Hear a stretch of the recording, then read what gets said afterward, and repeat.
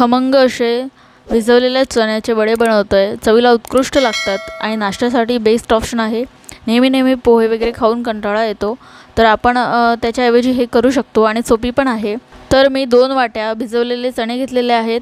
त्यामध्ये आल्याचा तुकडा टाकलेला आहे एक छोटासा। त्यामध्ये 3 ते 4 हिरव्या मिरच्या, थोडंसं जिरं, लाल मिरची असं मिक्सरमध्ये फिरवून घेतलेलं आहे। तर जाडसर बारीक करून घेतलेलं आहे, हे जास्त एकदम बारीक नाही करायचं आहे आपल्याला। आणि एका मोठ्या भांड्यामध्ये काढून घेतलं। त्यामध्ये अर्धा चमचा हळद, त्यामध्ये मीठ चवीनुसार आणि त्यामध्ये मी 2 आलू किसून घेतलेले आहे आणि स्वच्छ धुवून घेतलेले आहे आणि त्याचं पाणी निथळलेलं आहे। तर हे आलूचे किस मी यामध्ये टाकत आहे। याने छानपैकी चव बटाटा उकळून सुद्धा टाकू शकता, पण असं टाकलं तरीही चालते, म्हणजे टाईम नसतो, त्यामुळे किसून धुवून टाकून घ्यायचे, छान लागतात चवीला। तर इथे 3 ते 4 मोठ्या आकाराचे कांदे चिरून घेतलेले आहेत मी, उभे लांब पातळ चिरून घेतलेले आहेत। तर ते यामध्ये टाकते आणि थोडासा हिरवा कोथिंबीर टाकलेला आहे। तर व्यवस्थितपणे याला कुस्करून टाकायचं आहे आपल्याला, म्हणजे याचे लेयर्स निघून जातील, म्हणजे एकाच ठिकाणी कांदा राहणार नाही आणि याचे लेयर्स अलग अलग होतील। तर चव सगळीकडे छान लागते आणि एकदम कुरकुरीत असे होतात हे वडे वरतून आणि आतून एकदम सॉफ्ट असतात। तर आता याला मिक्स करून घ्यायचं आहे। यामध्ये पाणी वगैरे आपण काहीच टाकत नाही आहे। जे कांद्याला आणि जे चण्याला पाणी होतं त्याच्यामध्येच हे सगळं मिक्स करून घ्यायचं आहे आपल्याला। चवीला खूप छान लागतात, तुम्ही नक्की एकदा ट्राय करा, घरच्यांना सगळ्यांना आवडणार। तर हे व्यवस्थित असे मिक्स करून घ्यायचं आहे आपल्याला, कुचकरून वगैरे असे, म्हणजे याचं पाणी सुटेल आणि हे छान एकजीव होतील। तर बघा आता हे मिक्स झालेलं आहे। तर आता या वेळेस आपण यामध्ये तांदळाचं पीठ टाकतोय, कारण लास्टमध्ये याच्यासाठी टाकतोय की पाणी कितपत सुटलेलं आहे त्यानुसार तांदळाचं पीठ टाकणं आवश्यकच आहे, कारण वरून कुरकुरीत येण्यासाठी छान याची चव होण्यासाठी आवश्यक आहे। पण लास्टमध्ये यासाठी टाकायचं आहे की कितपत टाकायचं आहे ते समजतं। तर जर इथे थोडंसं पातळ झालं असतं हे, तर मी 2 ते 3 चमचे टाकलेलं असतं, पण हे घट्टसर आहे त्यामुळे मी 1च चमचा टाकलेला आहे। तर आता याचे आपण वडे वळून घेऊया।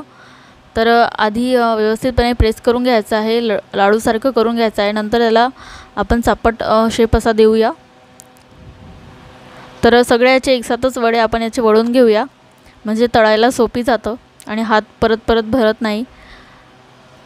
तर मी एवढ्या आकाराचे, म्हणजे नॉर्मल आकाराचे मध्यम असे वडे वळून घेतलेले आहेत। तर इतक्या याचे 12 ते 13 वडे झालेले होते। तुम्ही याचे छोटे छोटे बॉल्ससुद्धा बनवू शकता।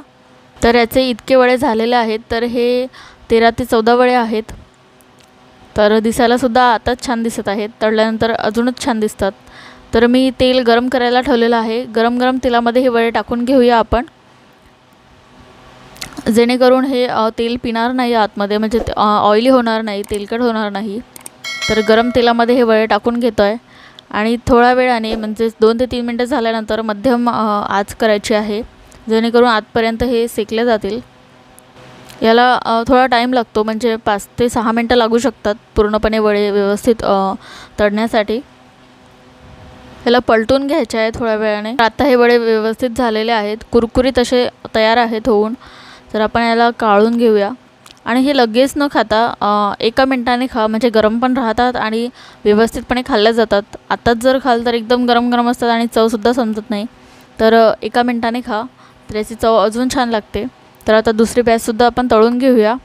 याला तुम्ही सर्व करू शकता मिरचीसोबत, किंवा मग सॉसेससोबत, किंवा अजून दुसरी चटणी तुम्ही बनवलेली असेल त्याच्यासोबत, किंवा दह्यासोबतसुद्धा छान लागतात, किंवा कढी वडेसुद्धा छान लागतात। तर जे काही असे आंबट पदार्थ असतात त्याच्यासोबत तुम्ही हे सर्व करू शकता, छानच लागतात। आणि मिरची तळूनसुद्धा चालते, ज्यांना आंबट आवडत नाही त्यांच्यासाठी। तर एक छान ऑप्शन आहे। 2-3 वडे खाल्ले की पोट असं भरून जातं, कारण की चण्याचं आहे त्यामुळे लगेच भरतं पोट।